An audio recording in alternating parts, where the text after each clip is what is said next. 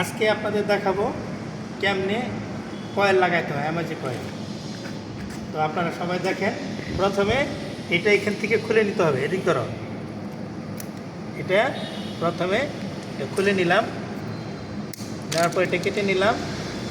তারপর এদিকে নিয়ে আসো।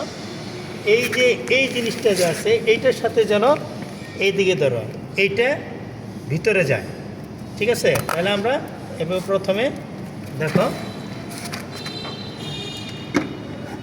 হ্যাঁ, এখন এইদিকে দেখেন, এদিকে নিয়ে আসো। ওটা ধরো একটু,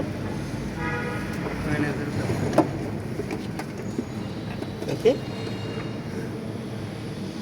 এই যে ঠিক আছে, ঢুকে গেছে। তারপরে এদিকে ধরো, এটা এটার ভিতর দিয়ে দেবো। হ্যাঁ, এটা আমাকে কেটে নিতে হবে, ঠিক আছে? এটা তারপর দেখো, এই যে মোটামুটি এদিক দিয়ে যাইতেছে। এই যে এখানে আরেকটা আছে,